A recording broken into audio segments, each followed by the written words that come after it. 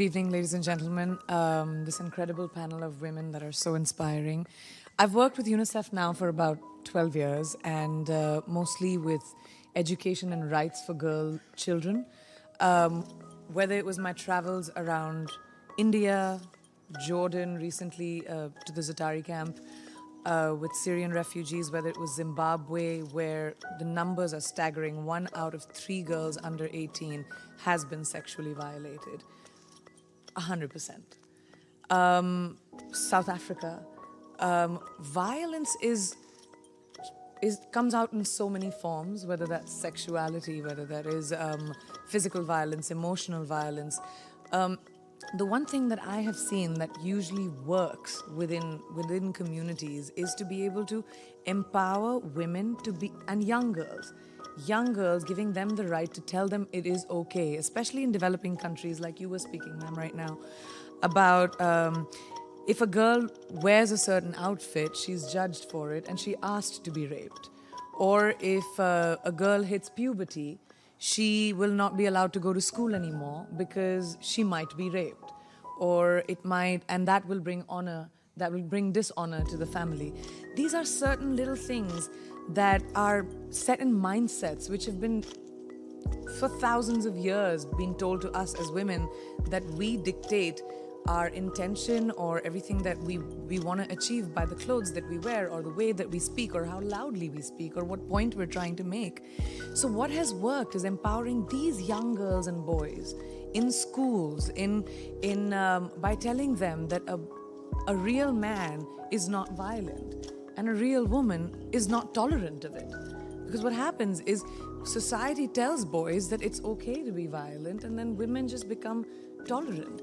And when these girls are empowered, I've seen so many kids that I have met who go into their own communities, and despite of being ousted, despite of being told that they're too much women and they're bad influences, and they will probably, turn the other girls into bad influences, they go out there, knock on doors, and make the change. So we need to start young. We are not going to be able to change the mindsets of older people, unfortunately. And starting young, how do you get girls and boys to be more engaged in this fight? Both girls and boys.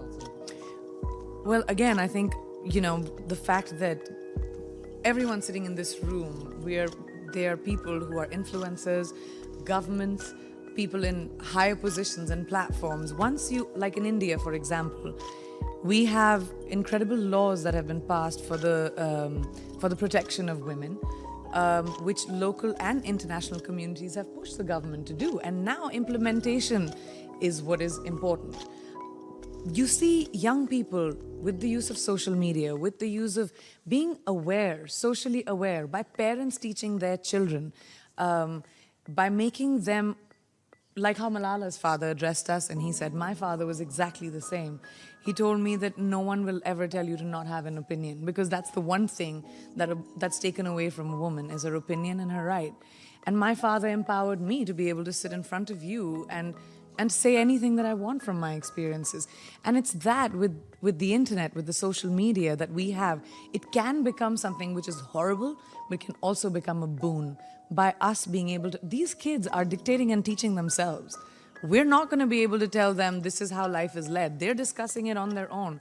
They're on their phones, they're on Facebook, whether I was at the Zatari camp, whether I was in Rajasthan in India, whether I was in Zimbabwe. So the access and the information that we provide to them is very important. And UNICEF and so many other NGOs and amazing organizations are doing such great groundwork, which you said, going into the field and actually changing mindsets.